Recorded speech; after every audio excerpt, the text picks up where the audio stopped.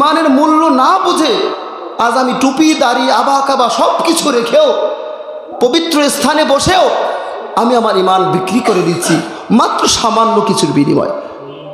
মহান রব্বুল আলামিন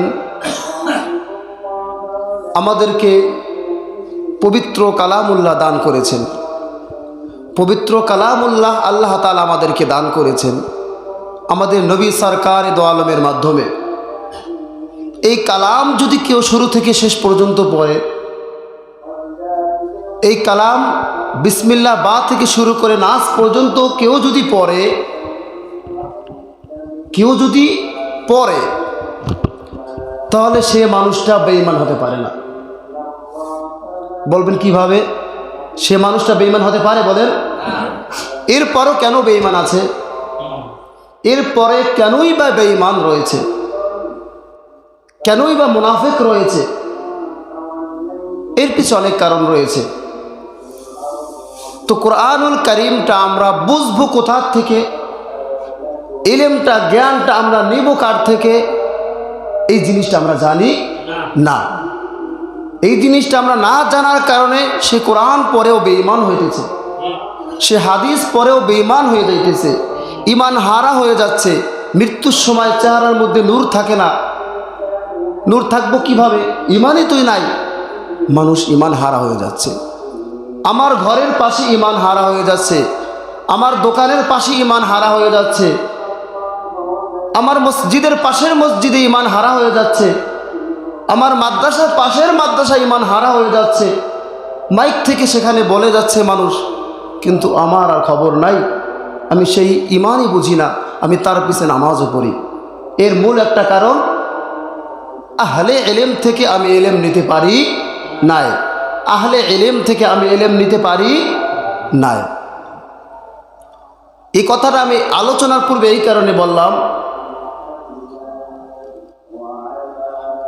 মহান রব্বুল আলামিন তার হাবিব সরকার দো আলমের জবান মোবারক থেকে একটা হাদিসে পাক বের করেছেন। সেটা হচ্ছে আল্লাহু ইউতি ওয়া আনা কাসিম। সুবহানাল্লাহ বলেন। আমি হাদিসে পাকটা আমার মাদ্রাসার অফিসে ক্যালিগ্রাফি করে লিখে রেখেছি। আমি যখনই যাই হাদিসে পাকটা আমি দেখি, আর অনেকবার আমি চুমু খেয়েছি, খাই, স্বাভাবিক।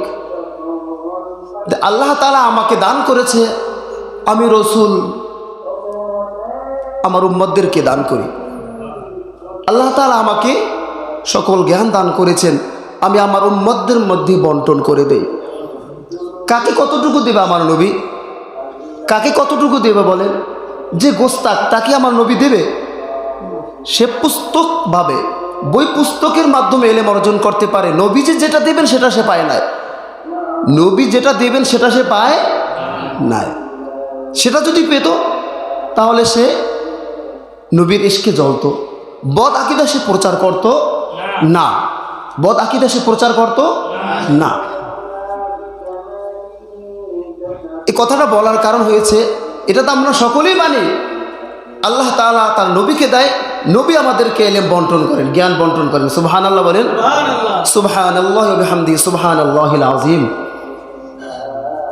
এটা বুঝবি কিভাবে? এটা বুঝবি কিভাবে? আমি এটা বলি, আমি আমার নিজের কিছু প্রকাশের জন্য না।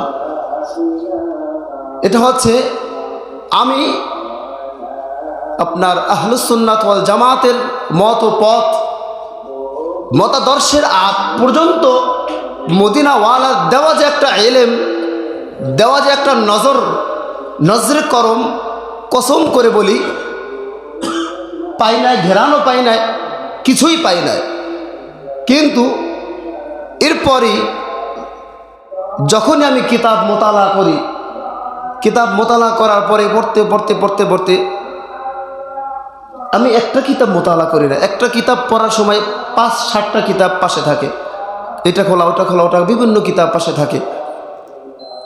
এরপরে সেই কিতাবগুলো থেকে দেখে দেখে বুঝার চেষ্টা করা হয়। যখনই সেটা বুঝি না তখনই সেটা কেমন যেন মদিনাওয়ালা আমাকে দিয়ে দেয়। সুবহানাল্লাহ বলেন। তখন কেমন যেন মদিনাওয়ালা আমাকে দিয়ে দেয়, আর আমি এটা বুঝতে পারি আমার মদিনাওয়ালা আমাকে দান করেছে। আমার কথা বলি নাই, আপনি আরও বিজ্ঞ যারা আলেম আছেন। এটা কেন বললাম? এটা আমার কথা বললাম এই কারণে, আমি আজকেও পেয়েছি। আপনাদেরকে বলি, এই জিনিসটা আপনারাও পাবেন। একজন আলেম খাঁটি, যে দাঈ ইলাল্লাহ, যে সঠিক আকীদার পথে আছেন, তিনি অবশ্যই পেয়েছেন, এই জন্য তার কথার মধ্যে নূর চমকাবে, তার কথার মধ্যে আপনি নূর পাবেন, হেদায়েত পাবেন। কিন্তু যার কথার মধ্যে নূর পাবেন না, হেদায়েত পাবেন না, বুঝবেন তাহলে সে সেটা পায় নাই, তাহলে ওই সমস্ত মানুষ যখনই তাদেরকে দেখবেন, যখনই তাদের কথার মধ্যে আপনি একটা আলাদাভাবে স্পেশালিভাবে একটা ফয়েজ বরকত পাবেন, তখন আপনি মনে করবেন যে না, এর মধ্যে কিছু আছে, এর মধ্যে কি কিছু আছে। তো যাই হোক, কোরআনুল কারীম আমরা যদি এরকম পড়তে থাকি, এরকম বুঝতে থাকি, কশিন কালেও বলবো আমার ঈমান কেউ নিতে পারবে না, আমার ঈমান কেউ নিতে পারবে না।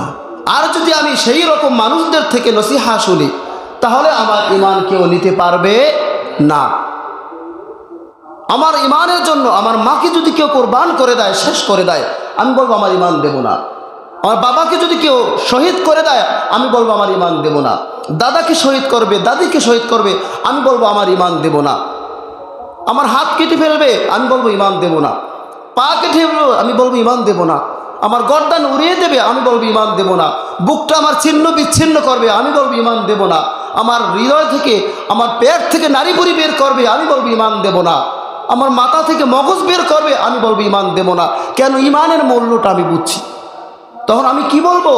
ঈমানের মূল্যটা আমি বুঝছি, ঈমানের মূল্যটা এত দামি, ঈমানের মূল্য এত দামি। আজ আমরা ঈমানের মূল্য না বুঝে, আজ আমি টুপি দাড়ি আবা কাবা সব কিছু রেখেও, পবিত্র স্থানে বসেও আমি আমার ঈমান বিক্রি করে দিচ্ছি মাত্র সামান্য কিছুর বিনিময়, মাত্র সামান্য কিছুর বিনিময়। হয়তো 1 লাখ টাকা, 2 লাখ টাকা, 10 লাখ, 20 লাখ, কোটি টাকা, যতই টাকা হোক না কেন, আমার ঈমানের কাছে এই টাকার কোনো মূল্য আসেনি? একটু বলেন, আসেনি কোনো মূল্য? কোনো মূল্য নাই। তো আমি কেনই বা ঈমানটা বিক্রি করে দিচ্ছি? আমি হুজুর হয়ে লেবাস ধারণ করে কেন আমি দিনে রাতে মাহফিলে ময়দানে মসজিদে মাদ্রাসায় কেন আমি ঈমান বিক্রি করে দিচ্ছি? আমার কি একটু কষ্ট লাগে না? এই কষ্ট কি লাগার কথা ছিল, কিন্তু কেন লাগে না?